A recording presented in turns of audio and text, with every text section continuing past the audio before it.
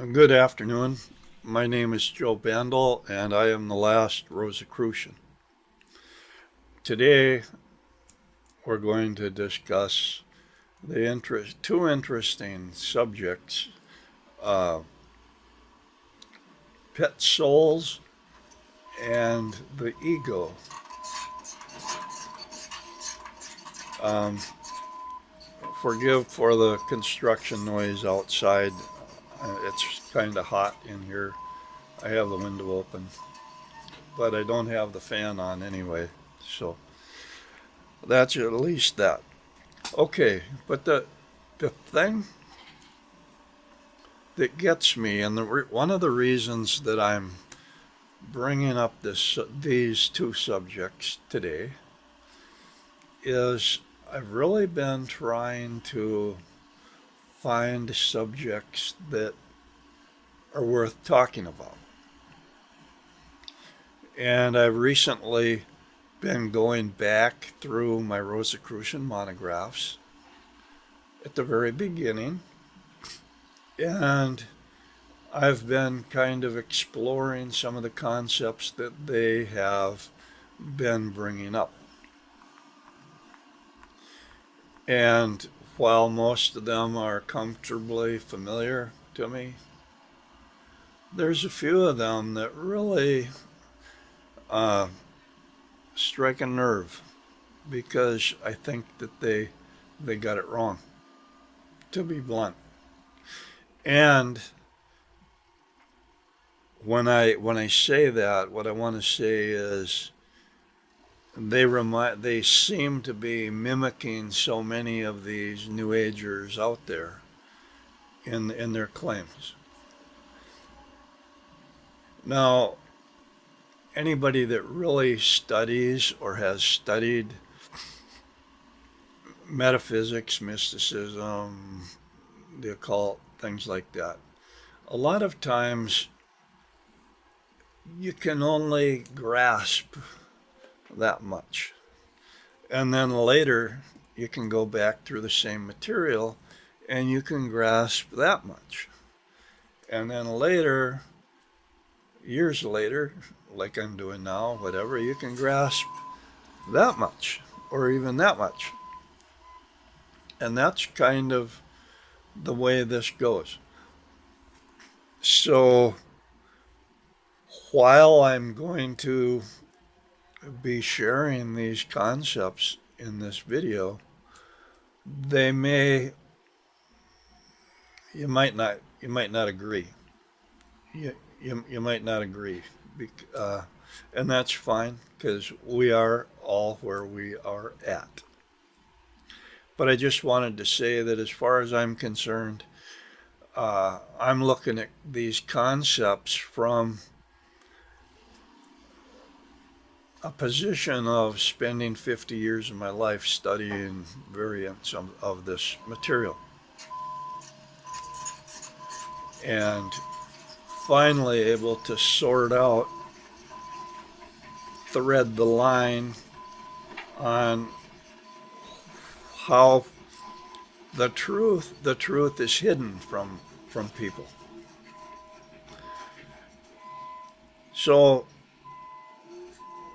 first we're going to talk about Gaia's ascension. And so many people believe that it is a battle for Gaia. It's a battle for humanity. And there are two sides. That equivocally is not true. There are three sides. And I, for one, belong on the third side.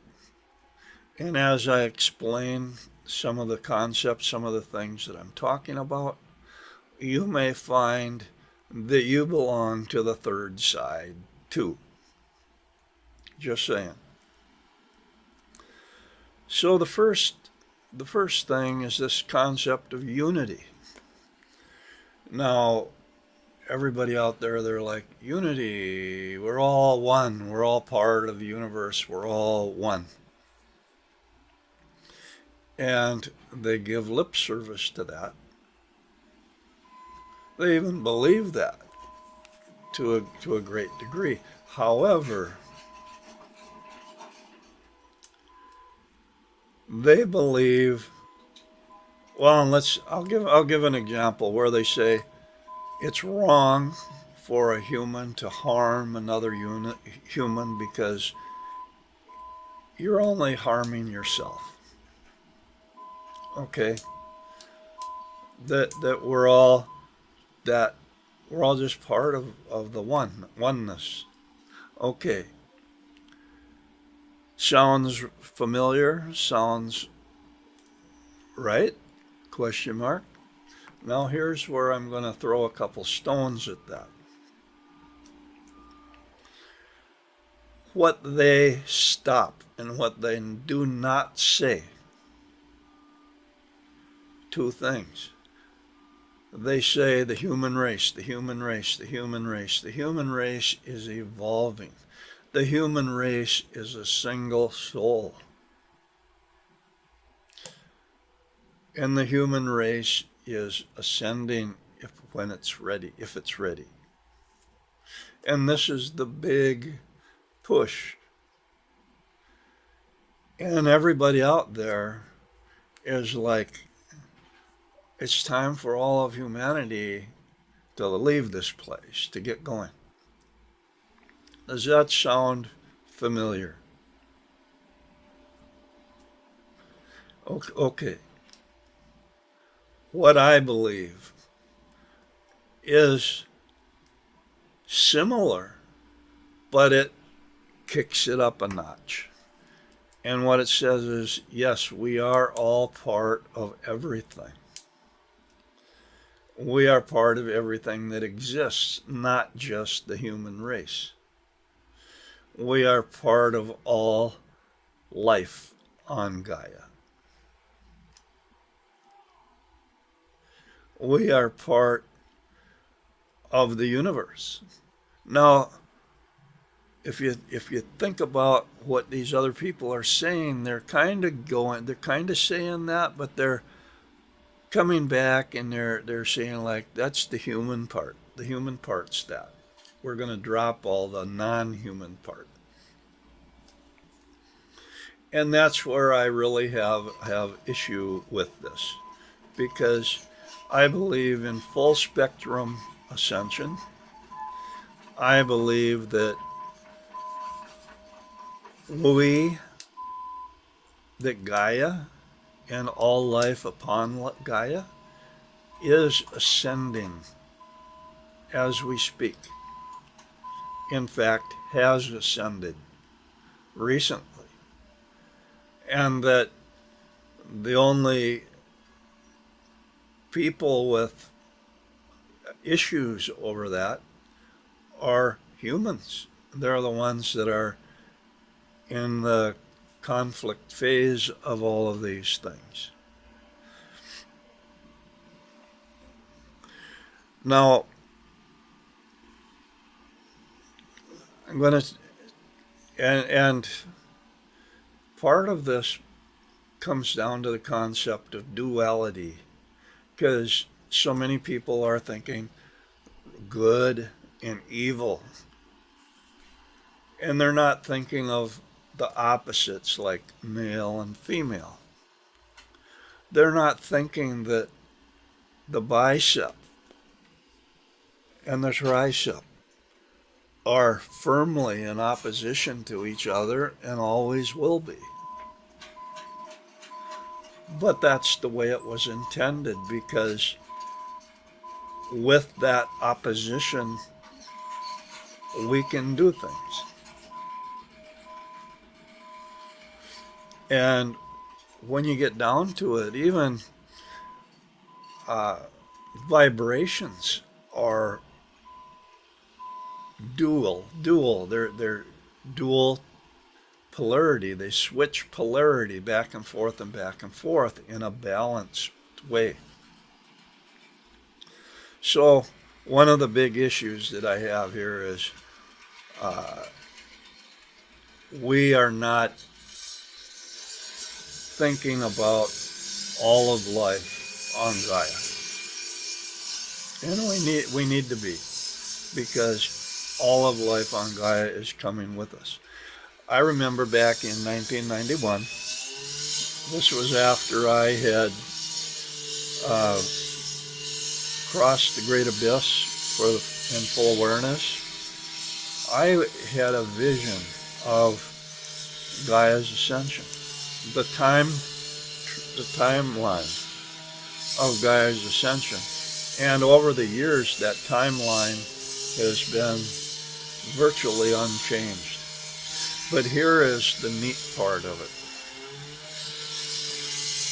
The highest part of the timeline kind of was encapsulated by my soul group.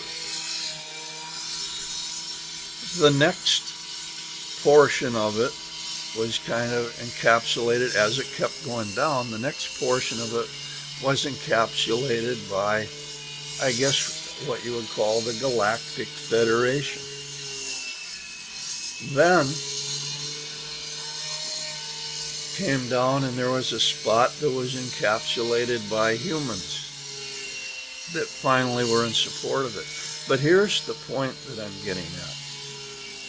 The point I'm getting at is, at the very end, all the animals. I vividly remember this vision of a beaver slapping its tail with the mud and putting a log in place and cementing it in place. The animals were voting too.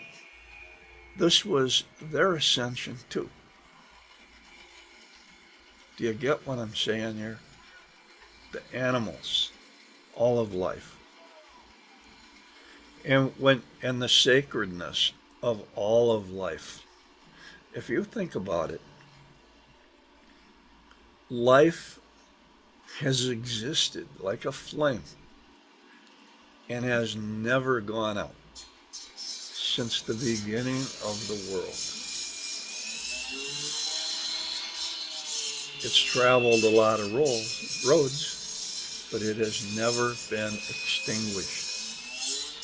Life finds a way. And a lot of us old souls, my soul group, and in particular, we were here at the beginning. And we evolved with the trees. We evolved with the plants. We evolved through the species. And first we were soul groups, group souls. Our awareness maybe encapsulated a group of animals rather than individual ones. So we were like over souls, if you will. But gradually we reached the point where we became individual.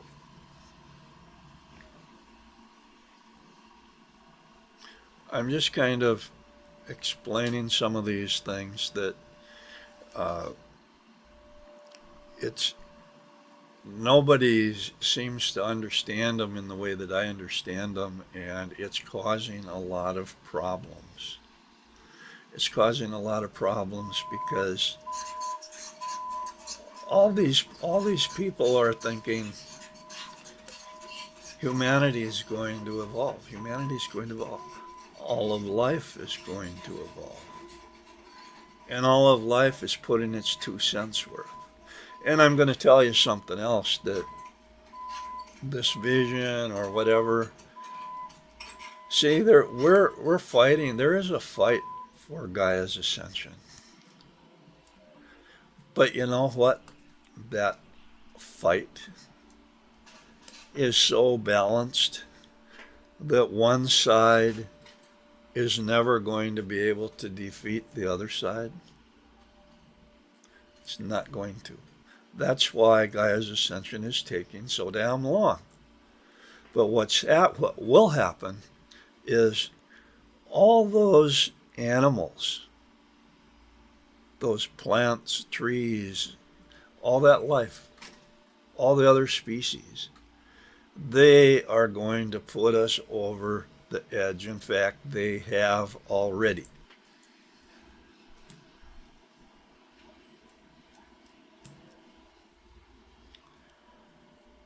The changes have not caught up to us yet. But I'm trying to say this as simple as I can. Uh, life life is sacred, and we are part of all life, just like we're part of all humans. But when you look at the body, and when the body is infected, when there's something that invades the body, there's a something that attacks the invasion. There's something that works to heal, and it attacks the invading force. That's part of nature. Just that's a part of the duality thing. And realistically, there is always going to be conflict. And there's always going to be conflict resolution for the healthy ones as we learn to deal with it.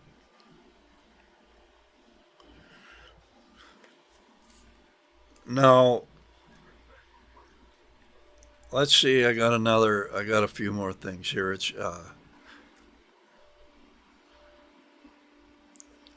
animal souls.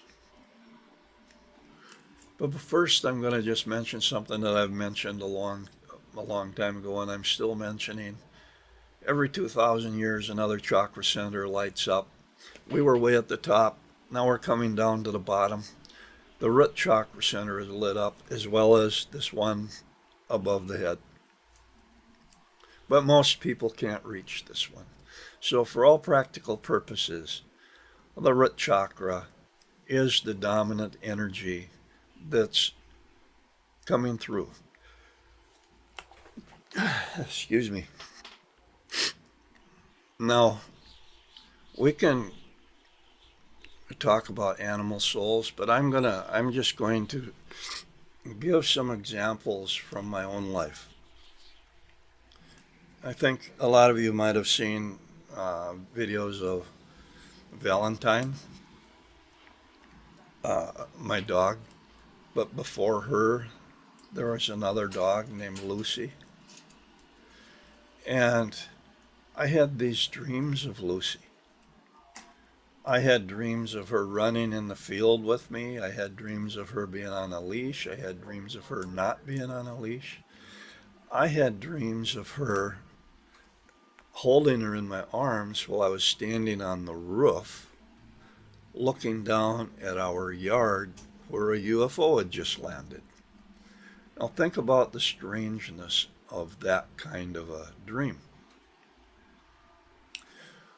The strangeness of that kind of a dream is it is extremely rare for one life form to hold another life form in their arms. Unless maybe you're talking about a baby. I can't say for women, but I can say that this is extremely rare. And so that bond that I had with Lucy was incredibly a soul bond. And she had a soul. And when I had to put her down when she died, her hips went out and she wouldn't get up, and she was ready to go. She let me know when she was ready to go, and that hurt me so bad.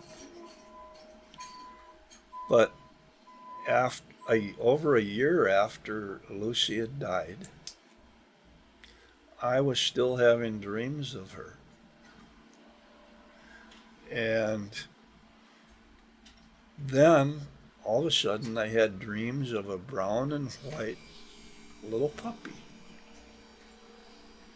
That was Valentine. And that was Lucy's soul come back to me in Valentine. There are so many mannerisms and just where our relationship just took off from where it left. It began where it left off.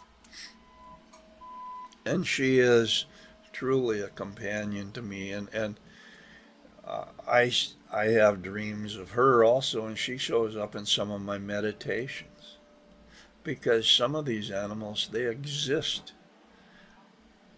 independently as entities, as individuals within the astral or etheric planes. They travel and roam in their dreams. I mean, you can see them when she's dreaming, and her feet are maybe moving like she's running, or she gives a little bark or something like that.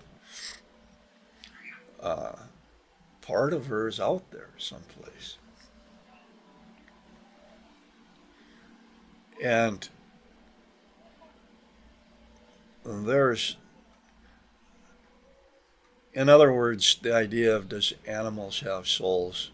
It totally is a non-question. Now, I'm bouncing around a little bit, but part of this was about ego. Because another thing that, in going back over the Rosicrucian early studies, talked about was how bad ego was. And really how you got to do things like not trying to train yourself to not say I so much. Again, this is kind of a sore point because there's a difference. There is a major difference between the false ego and the true ego. And the false ego is what they're talking about, but they don't mention the true ego, which evolves or which shows up once a person has crossed the great abyss. I suppose they don't mention it because there's so few people that actually have it happen. But after 20 some years of daily prayer and meditation, it happened to me. And it was, well, it was a disappearance of the false ego. It was an appearance of one that was even stronger. And I don't want to say stronger in the sense of egoism or egotistical, but I want to say in terms of we each have a shadow aspect, and the shadow aspect is, if you think about it, the shadow aspect is things that we recognize inside us that we don't want, are afraid of, or ashamed of, and push away. That's what the shadow is. And an important part of healing is that we have to integrate our shadow. We have to accept and love those parts of us because they are working for us. And that's part of the healing process. Well, the other side is the holy guardian angel, the higher self, whatever it is. That is these aspects that we want to find in ourselves, but we can't. We don't believe are there. And then it just is an important part of the healing process is that we need to integrate those. We need to find those things inside us because they are there too.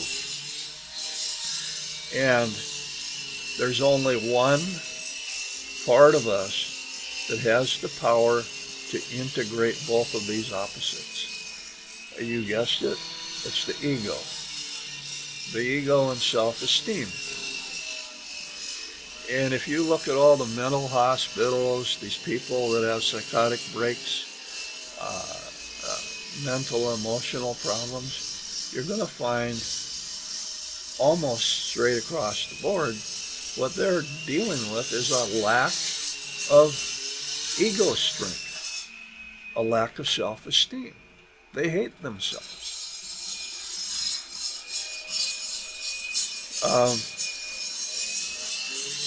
So anyway, that pretty much takes care of this video. I'm going to try to include more topics like this where it's incredibly deceptive. Because I've mentioned a few things here. One of them is how people think of humanity as the only ones ascending, and they're going to ascend out of here. They're not thinking about all of life. And when you take Gaia and you talk about unity, she has to keep all these threads in balance. And that is true unity. I don't care what you think. It's the opposite. And these people who are thinking, oh, it's the humans and we're better than everybody else, that's the pride. That's the pride and the hubris of those that are going to fall.